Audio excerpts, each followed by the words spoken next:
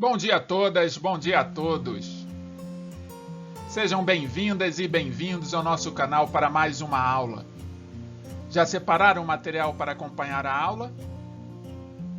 Caderno, livro, caneta, lápis, borracha? Sim? Ótimo então. Vamos selecionar e preparar um local para ser a nossa sala de aula particular. Vocês podem acompanhar as aulas sentados num sofá. Pode separar uma mesinha que possa ser carregada. Ou escolher a cozinha, caso você precise de uma mesa maior. Enfim, o lugar você escolhe. Evite apenas assistirem deitados à cama, para não adormecerem no meio da aula.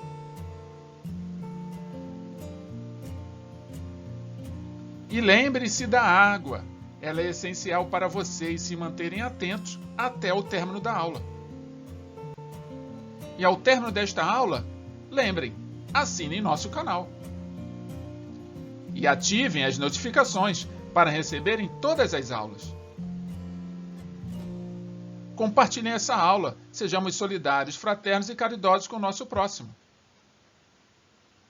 Obrigado. Nos vemos durante a aula. Bons estudos.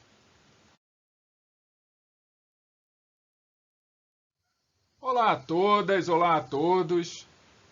Hoje estamos aqui mais uma vez com mais uma aula de filosofia e desta vez eu trago para vocês, logo na primeira capa, uma referência de uma realidade artística que o nosso país passou, que está próximo de se fazer 100 anos, esse acontecimento, em que nós podemos discutir um pouco melhor, entender um pouco melhor tudo isso que nós temos falado nas últimas aulas sobre a filosofia da arte, compreendendo suas funções, o seu papel social. Então, vocês estão vendo aí na tela. Eu fiz questão de não aparecer para que vocês pudessem ver a tela como um todo.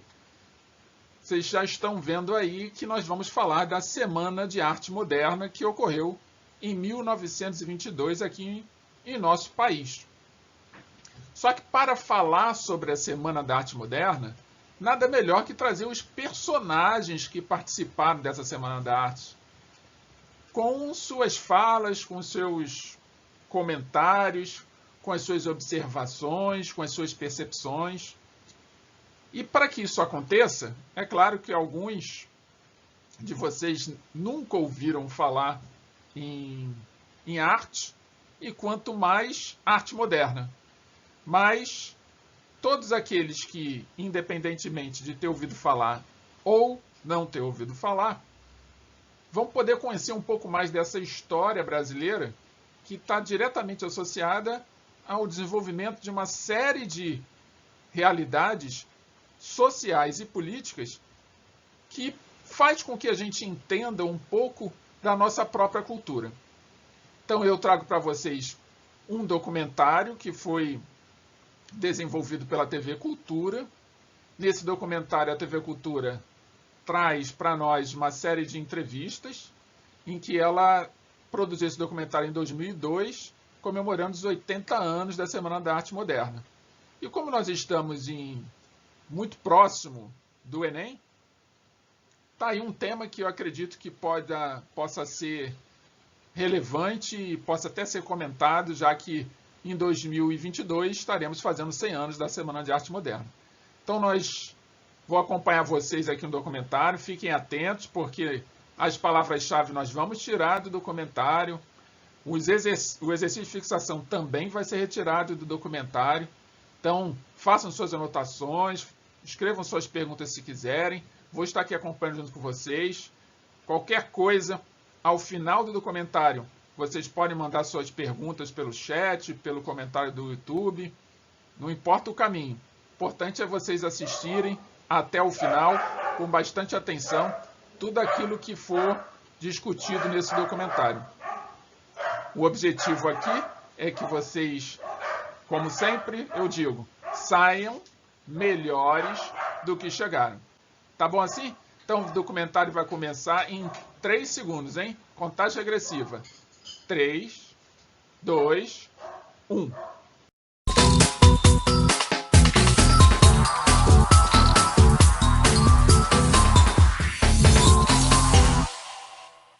Em 1922, esses jovens paulistas da classe média alta, antenados com os movimentos culturais europeus, fizeram a sua revolução.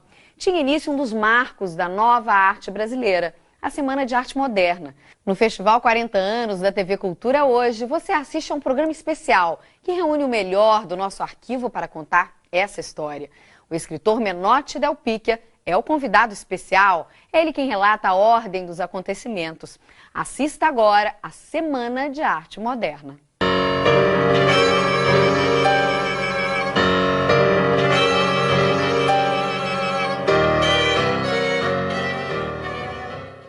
Bruscamente, o guarda noturno tira da boca um punhal de níquel e vibra um golpe profundo e rápido no ventre da treva.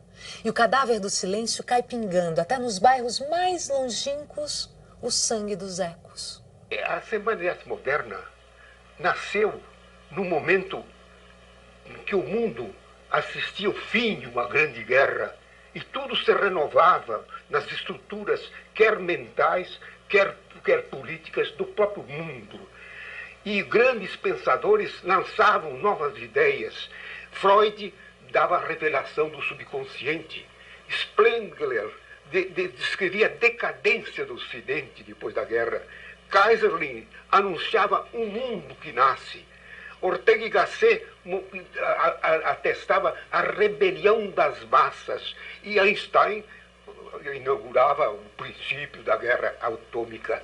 Quer dizer, neste mundo em transformação, o Brasil era atingido por tudo isto. Então, a situação do Brasil era bem outra naquele tempo.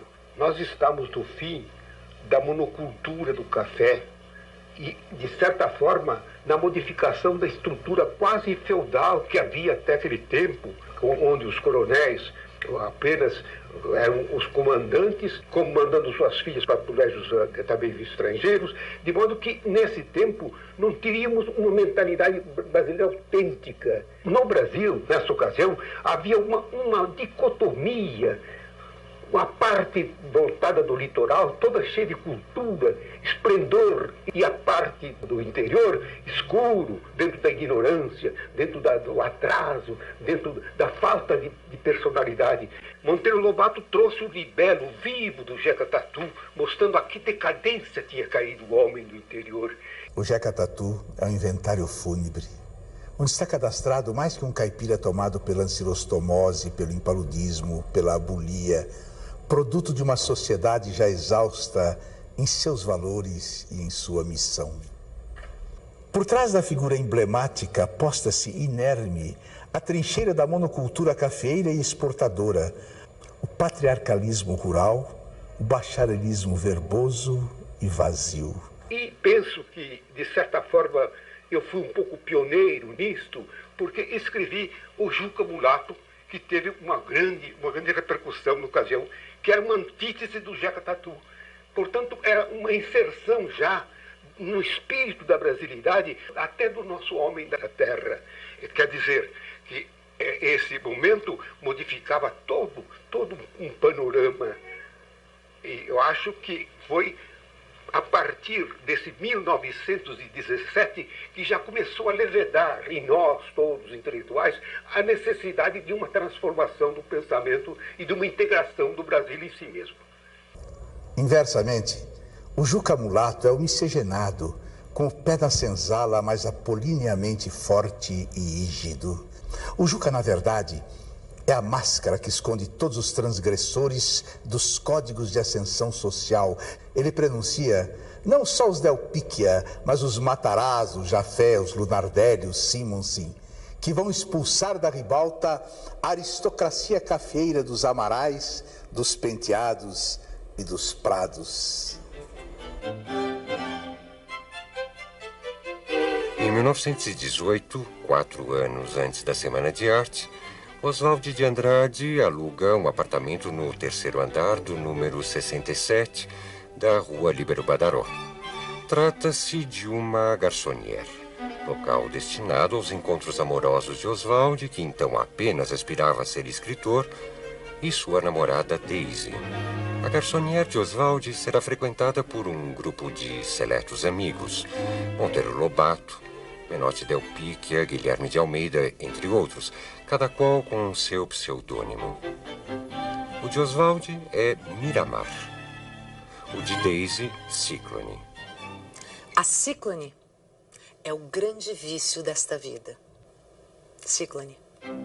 Sob o pseudônimo de João de Barros, Pedro Rodrigues de Almeida, um dos frequentadores, escreve o texto de abertura de um caderno que deveria se tornar o registro dos pensamentos e reflexões dos frequentadores da Garçonnière, e que hoje figura como uma das mais curiosas expressões do espírito da época que antecede os acontecimentos da semana. Perfeito cozinheiro das almas deste mundo.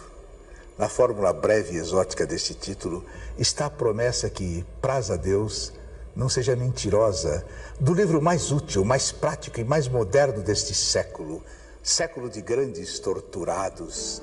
O exercício estilístico e coletivo deste diário está também o gosto pelo fino senso de humor e pelos trocadilhos, além de uma inovação nas formas de comunicação gráfica, prenunciando inclusive as inovações oswaldianas de 20, inovações que se contrapunham ao beletrismo, de autores como Coelho Neto e ao parnasianismo de Olavo Bilac.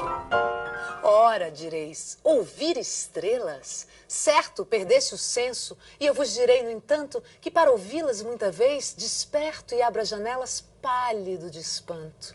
E conversamos toda noite, enquanto a Via Láctea, como um palho aberto, cintila. E ao vir do sol saudoso em pranto, ainda as procuro pelo céu deserto. Mestres, é verdade, mas a considerá-los também defuntos. Poetas de missão cumprida e que nada mais tinham a oferecer de interesse às gerações novas. O escritor Mário da Silva Brito acrescenta que o perfeito cozinheiro é o testemunho de um tempo, a Belle Époque paulistana, diário pessoal e coletivo de uma atmosfera, de um espírito em que se formava uma nova geração. Não se entende o modernismo fora das grandes cidades.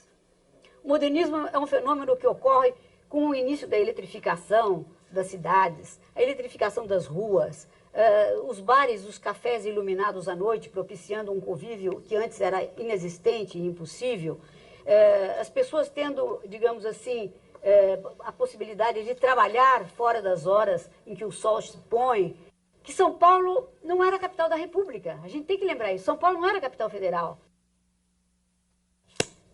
Ora, São Paulo estava muito mais ao par do que o Rio de Janeiro. E socialmente falando, o modernismo só podia ser importado por São Paulo e arrebentar na província. Havia uma diferença grande, já agora menos sensível. O Rio era muito mais internacional, Porto do Mar, capital do país. São Paulo era muito mais moderna, caipira, de serra acima. Estava, ao mesmo tempo, pela sua atualidade comercial e sua industrialização, em contato espiritual e mais técnico com a atualidade do mundo.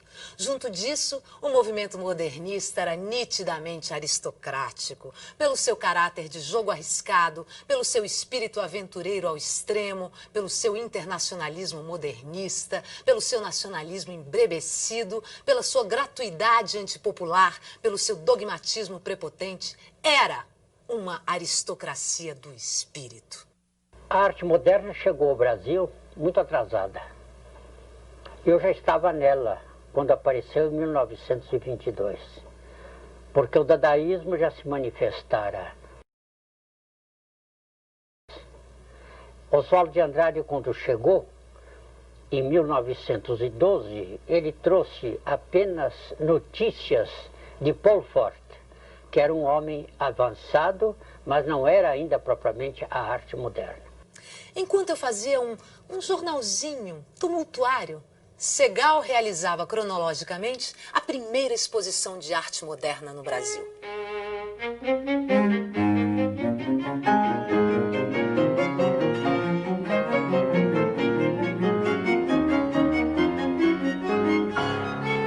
A exposição a que se refere Oswald ocorreu em 1913, quando Lazar Segal veio da Alemanha, onde fora influenciado pelo ambiente artístico de Dresden, berço do expressionismo germânico. Mário de Andrade, 30 anos depois da exposição, escreve: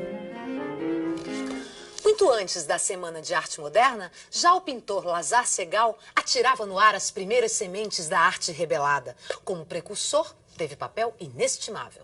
Mas o Brasil não viu Segal em 1913. A presença do moço expressionista era por demais prematura para que a arte brasileira, então em plena unanimidade acadêmica, se fecundasse com ela.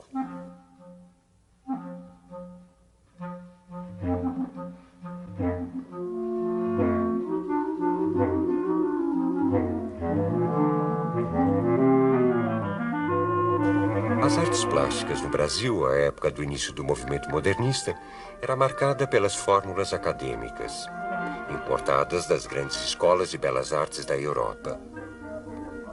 Desde a introdução dos valores neoclássicos, onde normas e regras no ensino de pintura, hierarquia de gêneros e temas e imposição de um modelo europeu dificultavam a aproximação das artes com a realidade brasileira.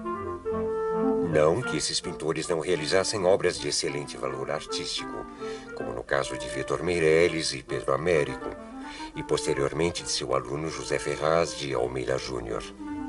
Se na temática dos quadros de Almeida Júnior já se prenuncia uma aproximação com uma temática regional, na forma, sua pintura se mantém alinhada aos valores acadêmicos europeus. Mas foi a polêmica gerada por outra exposição que abriu definitivamente o embate artístico que culminaria na Semana de Arte Moderna de 22. Trata-se do trabalho inovador de Anita Malfatti. Assim como Sérgio Millet e Rubens Borba de Moraes, que chegavam sabidíssimos da Europa, como afirma Mário de Andrade.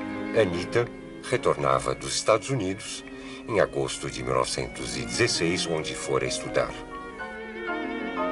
Sua exposição torna-se um acontecimento de grande interesse de público e crítica. Entretanto, em 20 de dezembro, Monteiro Lobato publica o artigo Paranoia ou Mistificação, no qual tece violenta crítica ao seu trabalho, revelando-se verdadeiro porta-voz do pensamento acadêmico em voga. Há duas espécies de artistas, uma composta dos que veem normalmente as coisas e, em consequência disso, fazem arte pura, guardando os eternos ritmos da vida e adotados para a concretização das emoções estéticas, os processos clássicos dos grandes mestres. A outra espécie é formada pelos que veem anormalmente a natureza e interpretam-na à luz de teorias efêmeras, sob a sugestão estrábica de escolas rebeldes, surgidas cá e lá como furúnculos da cultura excessiva. São produtos do cansaço e do sadismo de todos os períodos de decadência. São frutos de fins de estação, pichados ao nascedouro. Estrelas cadentes, brilham um instante, as mais das vezes com a luz do escândalo, e somem-se logo nas trevas do esquecimento. Embora eles se deem como novos precursores de uma arte a vir, nada é mais velho do que a arte anormal ou teratológica. Nasceu com a paranoia e com a mistificação. Porque depois desse artigo do Monteiro Lobato, como acho que usou a palavra o grande pesquisador do modernismo, Mário da Silva Brito, do modernismo antes da Semana de 22, Mário da Silva Brito, a pintura dela foi se debilitando e perde toda aquela virilidade que ela tinha demonstrado naquela primeira exposição da Rua Líbero Badaró.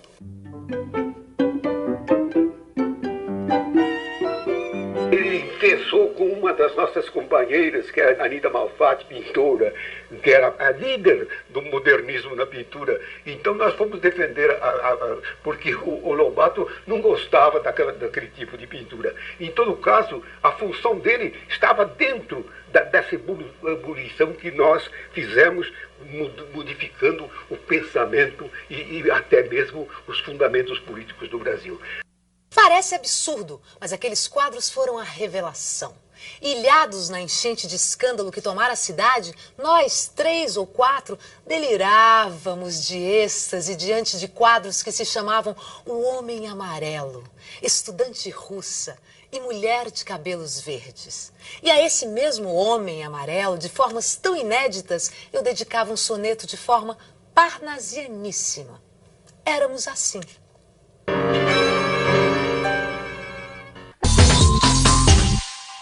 O Festival 40 Anos da TV Cultura exibe hoje o especial Semana de Arte Moderna. Oswald de Andrade, Mário de Andrade, de Cavalcante, eram alguns dos jovens que em 1922 deram um susto na burguesia que cochilava na glória de seus lucros. O público presente ao Teatro Municipal reagiu conforme o esperado. Assobio, vaias, segundo alguns, até agressões. Continue com a história da Semana de Arte Moderna, contada por Menotti Del Picchia.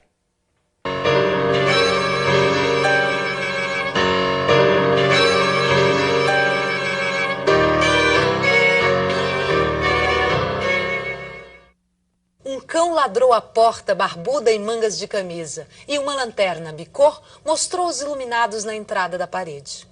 O cachorro deitado tinha 2 caras, com uma de esfinge e cabelos bebês. Mas a calçada rodante de Pigalle levou-me sozinho por tapetes de luzes e de vozes ao mata-bicho decotado de um dance com grogs cetinadas, pernas na mistura de corpos e de globos e de gaitas com tambores. A Semana de Arte Moderna não criou uma escola com regras, não impôs uma técnica, não formulou um código, mas formou uma consciência, um movimento libertador a integrar nosso pensamento e nossa arte na nossa paisagem, no espírito da nossa autêntica brasilidade. Vitor Brecheret para nós era, no mínimo, um gênio. Brecheret ia ser em breve o gatilho que faria a Pauliceia desvairada estourar. Foi quando Brecheret me concedeu passar em bronze um gesso dele que eu gostava, uma cabeça de Cristo, e a parentada que morava pegado para ver e para brigar. Onde se viu Cristo de trancinha, era feio, medonho. Vivemos todos ao lado de Mário, sempre achando que ele tinha razão, enquanto os outros achavam que ele era louco. Na própria família, muita gente achava que ele era louco, mas menos nós em casa. Quando uma de minhas tias, que não morava conosco, mas morava perto, um dia foi lá em casa e viu a cabeça do Brecheret, cabeça de Cristo, que Mário tinha trazido. Ele disse: o que é isto? Vocês não têm escrúpulo de botar essa cabeça de Cristo na sua casa? Mário é louco mesmo. Mamãe ficou indignada e brigou com ela. Brecheret, instalado no Palácio das Indústrias, fora descoberto em sua genialidade de escultor por Oswald, Menotti e Mário. Para Oswald, esculpiu em mármore a memorável Miss Ciclone, Daisy. Para Guilherme de Almeida, fez uma escultura baseada em seu livro Soror Dolorosa. Fiquei alucinado, palavra de honra. Minha vontade era bater. Subi para o quarto, era noitinha, na intenção de me arranjar, sair, espairecer um bocado, botar uma bomba no centro do mundo. Não sei o que me deu. Fui até a escrivaninha, abri um caderno, escrevi o título em que jamais pensara: Pauliceia desvairada. O estouro chegara, afinal. Em pouco mais de uma semana estava jogado no papel um canto bárbaro. Por essa época, ocorre o Manifesto do Trianon. Nós designamos este ano com o Manifesto do Trianon.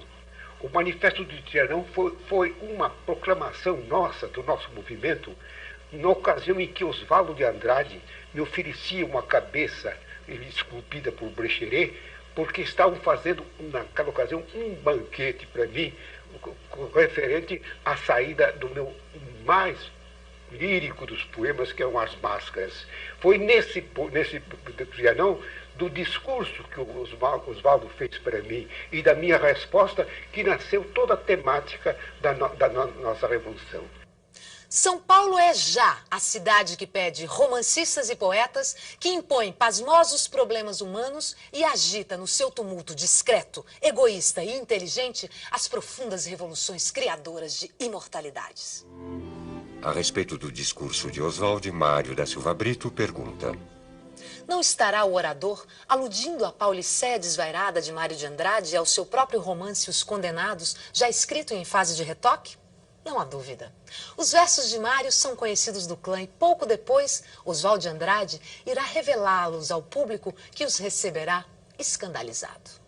O Oswaldo, ao me oferecer a máscara, pronunciou um discurso muito bonito, de certa forma me convidando para ser um dos promotores da Semana da Arte Moderna. E então, na resposta que eu dei ao Oswaldo, ao discurso dele, foi através do Correio Paulistano, num artigo chamado Na Maré das Reformas. Apesar de ser um libelo cadente a favor de uma arte renovada, foi lido numa comemoração a Menotti del Picchia quando do lançamento de seu poema Máscaras, obra não liberta de um lirismo parnasiano discutível, em que muitas vezes incorriam outros jovens modernistas. Quando tenho Arlequim, quero o Pierrot tristonho, pois um dá-me o prazer, o outro dá-me o sonho. Propunha eu o seguinte: o rompimento com o passado, ou seja, a repulsa a concepções românticas, parnasianas e realistas. Segundo, independência mental brasileira através do abandono das sugestões europeias, notadamente francesas, lusitanas, etc. Uma nova técnica para a representação da vida, de outra expressão verbal para a criação literária, e não mais a mera transcrição realista, mas uma recriação artística. É a transcendência do nosso pensamento nessa ocasião. Todos os estilos ancoram no cais mole do asfalto fidalgo. Dentro daquele parque, fuma goiano, um califa enriquecido com uma fábrica de alpargatas da rua 25 de março. O senhor Conde está bebendo Chianti servido por um criado de Libré. Até as colunas de mármore são de cimento armado.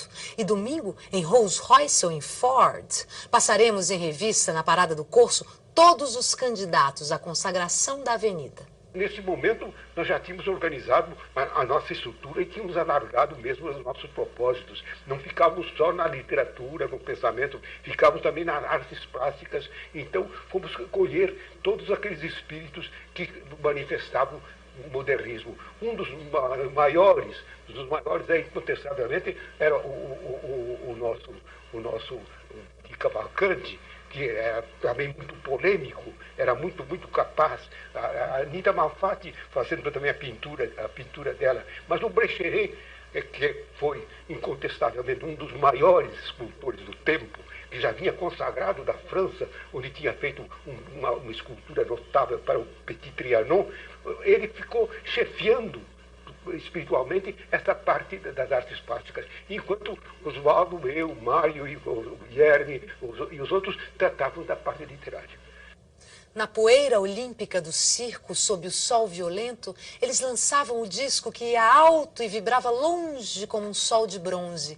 Os seus gestos eram certos e os seus pés tinham a força sobre a areia móvel. E o pequeno sol rápido de cobre fugia dos seus braços tesos e lustrosos de olhos, como a flecha do arco forte. Todos os olhos seguiam-no na trajetória efêmera e aérea e ficavam acesos do fogo metálico do pequeno sol. E nem viam o outro sol, o verdadeiro, porque ele era inatingível e parecia menor.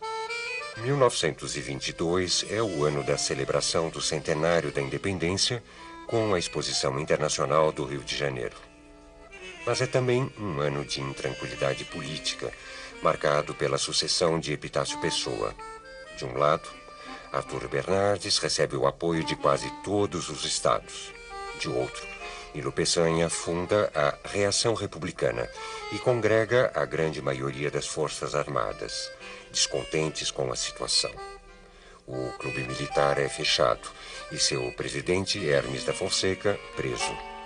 Apesar de tudo, Bernardes vence as eleições em 1º de março de 22. A tensão explodiria em 5 de julho com a rebelião do Forte de Copacabana.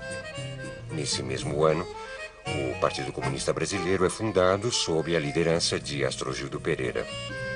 Em outra trincheira, no plano cultural, os Oito Batutas, grupo popular de choro encabeçado por Pixinguinha, embarca para a Europa. O sucesso foi imediato, mas a ida do grupo causou polêmica. Muita gente se sentiu honrado pela representação do Brasil lá fora. Outras pessoas, preconceituosas, se sentiram envergonhadas. Taxavam a viagem de desmoralizadora do Brasil e pediram até providências por parte do ministro do Exterior. Em fevereiro, acontece nas noites de 13, 15 e 17, no Teatro Municipal de São Paulo, a Semana de Arte Moderna. O Oswaldo de Andrade, ele me procurou.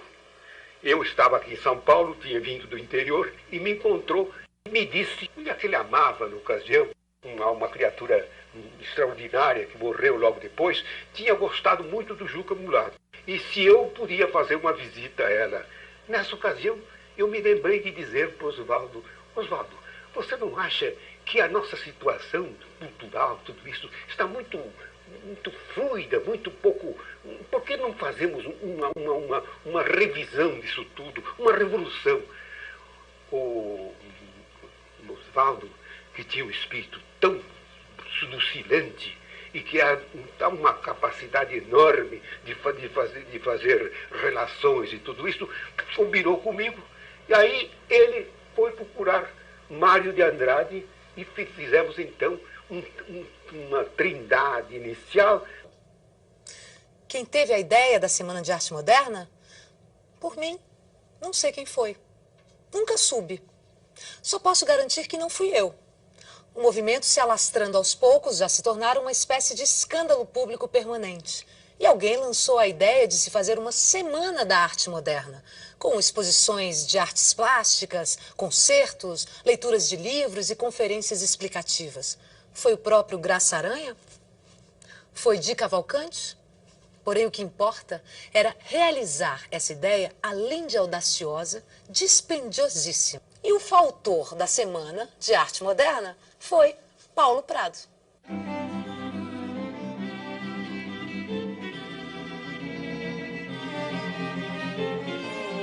Bem natural, pois que a alta e a pequena burguesia o temessem.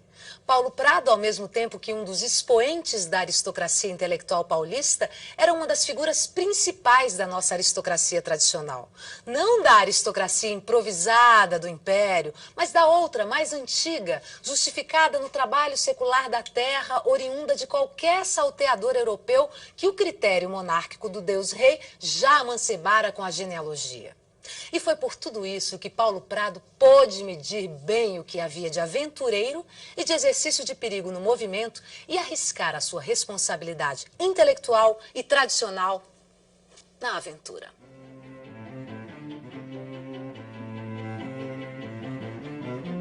Conheci Mário de Andrade desde que eu nasci. Em 1909 eu fui para a Europa e voltei só em 1919. E eu encontrei um homenzarrão de quase 1,80 m, tão interessado em literatura quanto eu estava naquela época. De maneira que nós entrosamos muito bem e depois ficamos amigos, nos reunimos todas as terças-feiras em casa dele. Era um grupo naquele tempo relativamente pequeno. Era Anita Malfatti, o Menotti, que aparecia de vez em quando, e o Oswaldo, que não faltava, Guilherme e outros. E quando resolvemos fazer a Semana de Arte Moderna, Mário, que não era absolutamente semostrador, como ele dizia, ele era um homem que detestava publicidade, fazer coisas e tal, nós o impusemos, pode dizer, que ele fizesse a conferência que ele não queria fazer para não se exibir. A conferência do Mário, toda a gente sabe, foi por mais que contado, que escrito, né? Foi uma vaia medonha. Mário de Andrade, na época da Semana de Arte Moderna, já era um espírito formado. Ele não era absolutamente um homem à procura de uma expressão, ele já tinha sua expressão. O que desejávamos era modernizar o Brasil. Era essa a nossa luta. Éramos estudiosos sem medo de falarmos dos males do nosso país. Não exibíamos os conjuntos regionais para um show sertanejo como a escola que nos precedeu. O regionalismo de Lobato, Valdomiro Silveira, simplesmente precedeu o modernismo e nada mais. Esse movimento já fracassado quando apareceu o modernismo não teve a menor influência na Semana de Arte Moderna. Não é sem razão que Lobato sempre, toda a sua vida, foi contra os escritores da semana. Daqui a pouco, as novas possibilidades artísticas abertas pela Semana de Arte Moderna. O Festival 40 anos da TV Cultura volta já.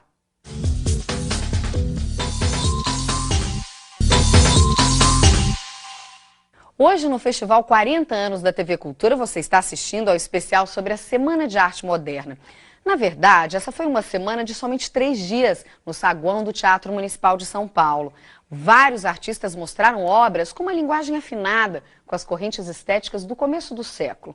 Artistas já consagrados também participaram daquele movimento cultural. O maestro Villa-Lobos, um modernista, e a pianista Guiomar Novaes, uma tradicionalista, não tiveram medo de enfrentar os críticos da semana. Felizmente, os frutos da Semana de Arte Moderna foram abundantes, estão impregnados na nossa cultura até hoje. Continue agora com o especial Semana de Arte Moderna.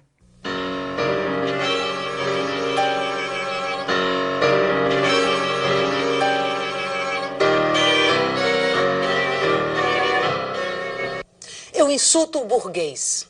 O burguês níquel, o burguês burguês. A digestão bem feita de São Paulo. O homem curva, o homem nádegas. O homem que, sendo francês, brasileiro, italiano, é sempre um cauteloso, pouco a pouco. Eu insulto as aristocracias cautelosas. Os barões lampiões, os condes joões, os duques zurros que vivem dentro de muros sem pulos e gemem sangues de alguns míreis fracos para dizerem que as filhas da senhora falam o francês e tocam o printemps com as unhas. Eu insulto o burguês funesto, o indigesto feijão com toucinho, dono das tradições. Fora os que algarismam os amanhãs. Olha a vida dos nossos setembros. Fará sol, choverá, arlequinal. Mas a chuva dos rosais, o êxtase, fará sempre sol. A Semana de Arte Moderna resolveu depois aumentar o âmbito da sua atividade. E reunimos os novos modernistas do Rio de Janeiro, que vieram capitaneados por Graça Aranha. Graça Aranha, o grande autor, o Canaã, era embaixador, ele era um membro da Academia Brasileira de Letras, um prestígio formidável. Ele vinha acompanhado de Roland de Carvalho, o grande poeta, vinha com Renato de Almeida, um crítico de arte. A primeira noitada coube a Graça Aranha, que fez uma exposição maravilhosa que hoje está nos tratados de literatura sobre... Mas a plateia que tinha acorrido ao teatro esperava qualquer coisa de espetacular, de diferente. E ele, com a sua cultura, com a sua elegância, sentado na plateia, fez uma exposição brilhantíssima, mas aí empatou. Não houve nenhuma manifestação da plateia, nem da nossa parte. Ficamos quietos. O gênio se manifestará livremente, e esta independência é uma magnífica fatalidade. E contra ela não prevalecerão as academias, as escolas, as arbitrárias regras do bom gosto e do infecundo bom senso. Temos que aceitar como uma força inexorável a arte libertada. Na segunda, fui eu incumbido de liderar a semana. Então coloquei atrás de mim, em uma sequência de valores, em primeiro lugar Oswaldo de Andrade, o mais audacioso. Segundo, Mário de Andrade. Terceiro, Guilherme de Almeida. Eu dizia, e a mulher? Fora a mulher fetiche, a mulher cocaína, a mulher monomania, l'éternelle madame. Queremos uma Eva ativa, bela, prática, útil, no lar, na rua. E datilografando uma conta corrente, aplaudindo uma noitada futurista e vaiando os tremelicantes e ridículos poetaços de frases içadas de termos raros como porco-espinho de cerdas. Morra a mulher tuberculosa lírica. No acampamento da nossa civilização pragnatista, a mulher é colaboradora inteligente e solerte da batalha diuturna e voa no aeroplano que reafirma a vitória brasileira de Santos Dumont e cria o mecânico de amanhã que descobrirá o aparelho destinado à conquista dos astros. Mas quando eu dei a palavra para Oswaldo de Andrade, foi uma barulhada danada. Foram vaias, foram gritaria e tal. Eu pedi em vão, não se manifestem enquanto não ouvirem, nós temos alguma coisa a dizer. Vaia em cima. Depois que saiu Oswaldo, intrépido que estava lá, veio o Mário. O Mário teve uma hesitação, eu peguei ele pelo braço e digo, Mário, tenha paciência. Aí o Mário ficou valente. Então começou com a maravilhosa dicção dele a recitar os versos da Pauliceia desvairada. Imagina uma Pauliceia desvairada por uma plateia romântica passadista como aquela. Foi então, veio ao máximo a vaia, tudo da vaia. E eu ali, inflexível, querendo acalmar, eu não houve jeito de acalmar. São Paulo, comoção da minha vida. Os meus amores são flores feitas de original, arlequinal, traje de losango, cinza e ouro, luz e bruma, forno e inverno morno, elegâncias sutis sem escândalos, sem ciúmes, perfumes de Paris, Aris, bofetadas líricas no Trianon, algodoal, São Paulo, comoção da minha vida, galicismo a berrar nos desertos da América. Quando chegou no Ronald de Carvalho, que tinha vindo com o Castanha, Ronald, bonito, simpatizado pela plateia, alguém latiu como cachorro lá de cima da plateia, lá de cima. Ele, impávido, disse, meus senhores e minhas senhoras, há um cachorro aqui dentro. Ele não está do nosso lado, está do lado de lá. Isso arrefeceu, tornou pitoresca a semana e houve uma tolerância geral daí por diante. Enfunando os papos, saem da penumbra, aos pulos os sapos, a luz os deslumbra. Em ronco que a terra berra o sapo-boi. Meu pai foi à guerra, não foi, não foi. O sapo tanoeiro, parnasiano aguado, diz, meu cancioneiro é bem martelado. Depois, na terceira reunião, nós tínhamos organizado uma exposição plástica na plateia. O Mário de Andrade fez uma grande dissertação cultíssima sobre a arte moderna e eu fui lá mostrar para eles. Além das apresentações musicais e das polêmicas conferências no saguão do teatro, estavam expostas obras de autores como o de Cavalcante,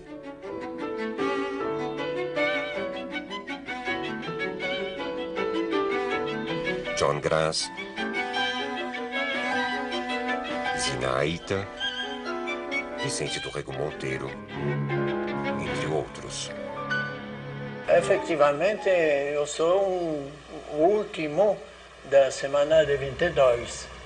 Todos os amigos já se foram, Oswaldo Andrade, de Cavalcanti, Mário Andrade, todos se foram. E eu sou, efetivamente, o último.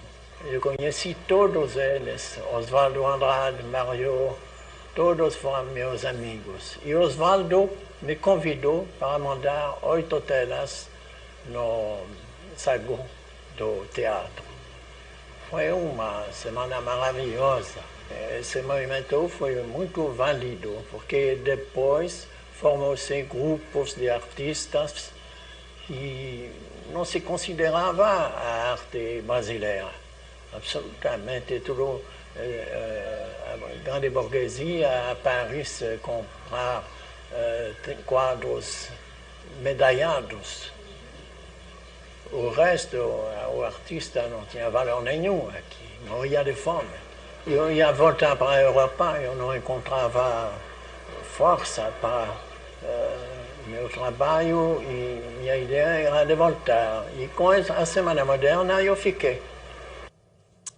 O que caracteriza esta realidade que o movimento modernista impôs é a fusão de 3 princípios fundamentais: o direito permanente à pesquisa estética, a atualização da inteligência artística brasileira e a estabilização de uma consciência criadora nacional. Nada disto representa exatamente uma inovação e de tudo encontramos exemplos na história artística do país. A novidade fundamental imposta pelo movimento foi a conjunção dessas 3 normas num todo orgânico de consciência coletiva. E afinal, o Villa-Lobos, que estava lá dentro, por sinal, ele estava com um defeito no pé, e estava de casaca e com chinelo, e todo mundo dizia que aquilo era vestido futurista. Não era, era apenas ele explicou depois a razão. E ele, com seu gênio, arrebatou. Ele não foi vaiado. E Guiomar Novaes, por solidariedade conosco, veio também dar um concerto lá. Não que tivesse aderido àquilo que eles julgavam na ocasião uma loucura, mas para fazer uma homenagem a nós todos que amigos. Aí ela foi aplaudidíssima. Assim terminou a Semana de Arte Moderna. Apesar de todas as dissonâncias, não há dúvida que a Semana de Arte Moderna fertilizou o ambiente, ainda que em clima de festa, admitido por seus próprios participantes. Todo este tempo destruidor do movimento modernista foi para nós tempo de festa.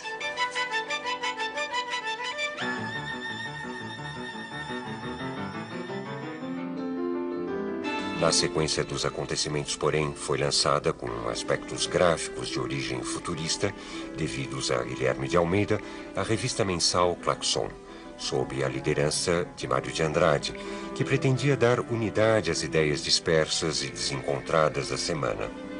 Claxon mostra que o grupo não era nacionalista como hoje se entende essa palavra, e nem patrioteiro como o que escrevia Afonso Celso.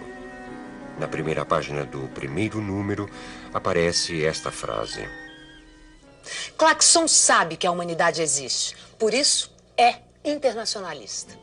Em 1924, é a vez de Oswald de Andrade pregar a recorrência aos estímulos autóctones, na linguagem telegráfica própria do autor, no seu Manifesto da Poesia Pau-Brasil. Contra o gabinetismo, a prática culta da vida, engenheiros em vez de jurisconsultos, perdidos como chineses na genealogia das ideias, a língua sem arcaísmos, sem erudição, natural e neológica, a contribuição milionária de todos os erros, como falamos, como somos. Em 1928, o mesmo Oswald surge com o Manifesto Antropófago.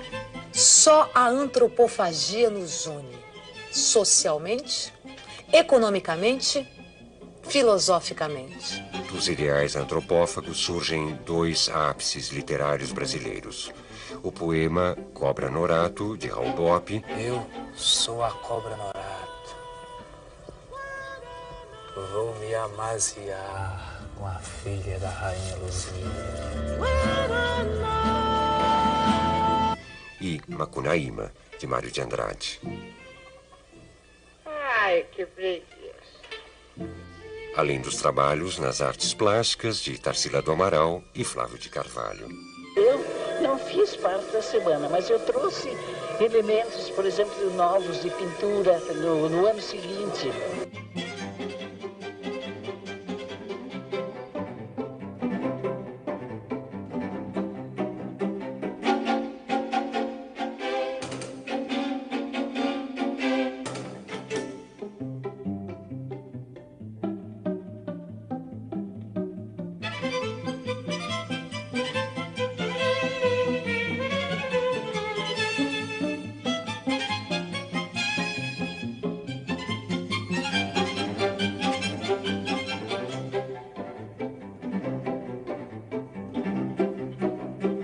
Eu acho que valeu, porque houve todo esse movimento, assim, apesar de não ter feito o teatro, porque quem me mandou notícia em Paris da semana foi a Anita Malfatti. E eu tinha uma carta dela contando tudo o que se tinha passado. Mas depois perdi essa carta, não sei onde é que está agora.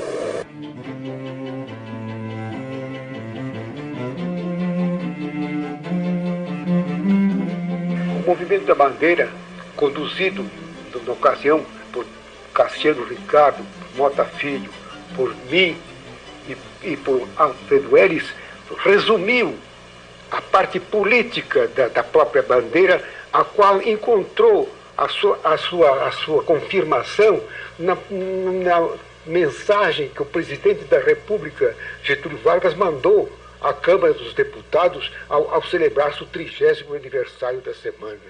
Nessa ocasião, eu, da tribuna, pude ler as palavras da mensagem, que são as seguintes: as forças coletivas que provocaram o movimento revolucionário do modernismo na literatura brasileira, que se iniciou com a Semana de Arte Moderna de 1922, que precipitaram no campo social político a Revolução Vitoriosa de 30.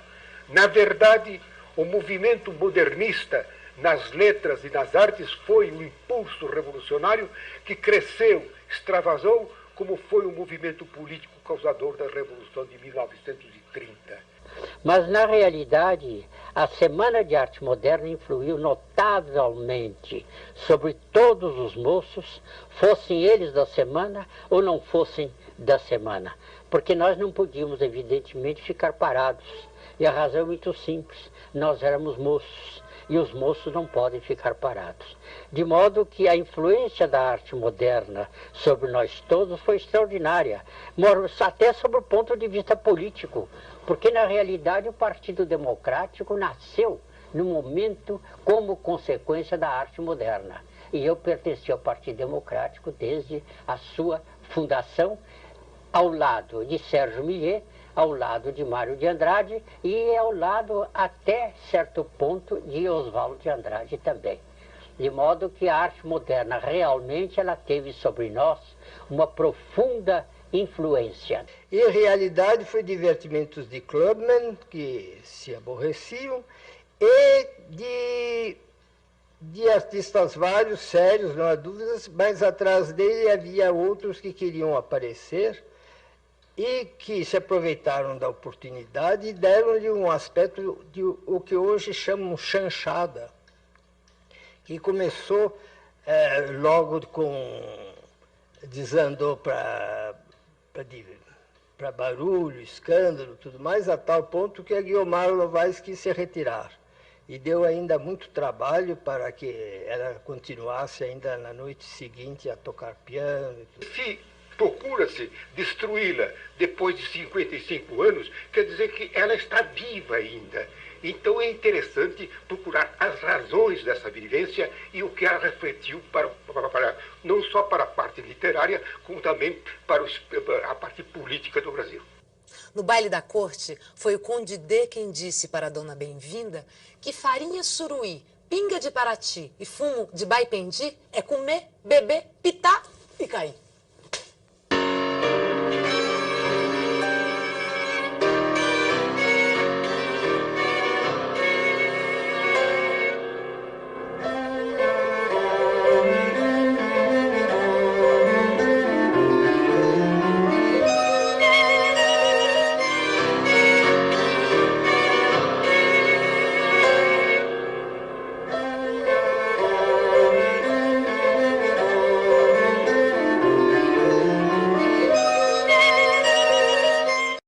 Estamos de volta. Então, gostaram do documentário? O que vocês acharam da Semana da Arte Moderna? Bem, acredito que vocês devem ter tirado muitas informações a respeito da arte, a respeito do papel da arte na vida política do nosso país, do papel da arte na vida de cada um de nós, principalmente a respeito das questões de identidade brasileira, das questões de identificação de uma cultura e, por que não dizer, da nossa liberdade de se expressar.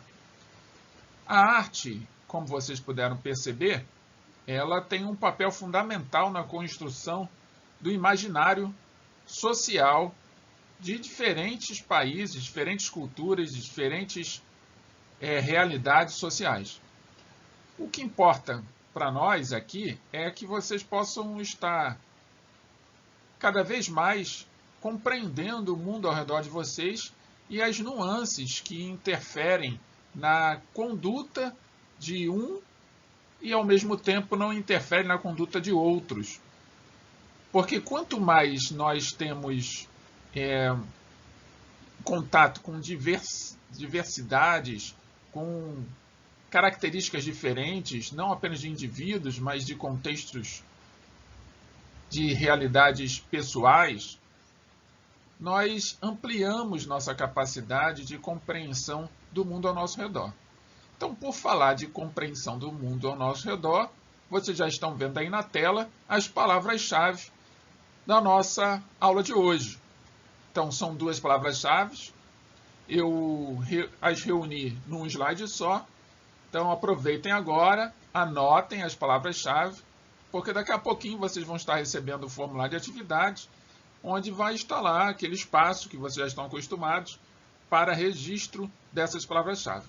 Então, as palavras-chave que nós retiramos da apresentação do documentário é identidade e liberdade de expressão.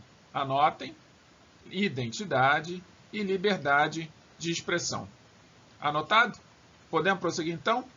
Então, qualquer coisa que vocês quiserem perguntar, podem perguntar, mandem seus comentários pelo YouTube, seus comentários pelo Google Chat, mandem suas perguntas, seus questionamentos. Temos muitas coisas para discutir e debater, mas é importante. A ideia de trazer o documentário para vocês é porque eu considero que vocês também vão estar lendo as páginas 371 e 372 do livro Filosofando. Esse é um trabalho de vocês também. Então, estou disponibilizando essas páginas já, daqui a pouquinho, ao final da aula. Então, quem não tem um livro vai poder ler essas páginas e entender um pouco melhor o que é a arte na vida de cada um de nós, o papel dela, a sua função. Então, importante ler. E se esqueceram de alguma coisa, é só voltar nas aulas anteriores. No finalzinho dessa aula nós vamos ter um link para a playlist de todas as aulas. Então, volta nas aulas anteriores para poderem refletir um pouco melhor a respeito do assunto. Tá bom? Então, vamos agora, chegando ao final da nossa aula, vamos ao nosso exercício de fixação. Como todas as semanas, nós temos um exercício de fixação que serve para testar a nossa compreensão a respeito do tema trabalhado durante a aula. Então, quem está fazendo o acompanhamento das aulas pelo YouTube, pode acompanhar conosco aqui a leitura e colocar a opção que você acha que está correta aí nos comentários do YouTube. E quem está matriculado numa das turmas que nós damos aula, aguarde um pouquinho, anota a resposta que você acha que está correta e depois você coloca no formulário de atividade que você vai receber dentro de instantes. Então vamos à leitura do exercício de fixação. A Semana de Arte Moderna, 1922, expressão de um movimento cultural que atingiu todas as manifestações artísticas, surgiu de uma rejeição ao chamado colonialismo mental. Pregava uma maior fidelidade à realidade brasileira e valorizava, sobretudo, o regionalismo. Com isto, pode-se dizer que, letra A, romance regional assumiu características de exaltação, retratando os aspectos românticos da vida sertaneja. Letra B, a escultura e a pintura tiveram seu apogeu com a valorização dos modelos clássicos. Letra C, movimento redescobriu o Brasil, revitalizando os temas nacionais e reinterpretando nossa realidade. Letra D, os modelos arquitetônicos do período buscaram sua inspiração na tradição do barroco português. E letra E, a preocupação dominante dos autores foi com retratar os males da colonização. Então, leiam se necessário novamente. Depois essa aula vai ficar gravada, então você pode pausar e ler novamente cada opção com calma. Leia as páginas do livro como eu sugeri, para que possam responder de forma mais tranquila. Combinado assim? Então, concluímos mais uma aula de Sociologia. Perdão, Sociologia, olha a cabeça do professor. Filosofia. Filosofia. Então, concluímos mais uma aula de Filosofia. Dessa vez, sem o professor aparecer, apenas a voz do professor em segundo plano, mas o professor está aqui juntinho com vocês.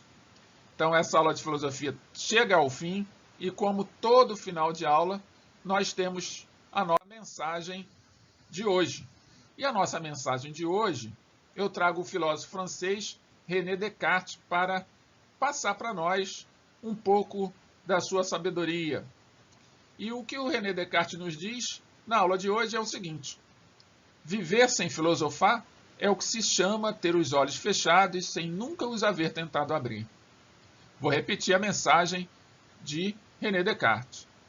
Viver sem filosofar é o que se chama ter os olhos fechados sem nunca os haver tentado abrir.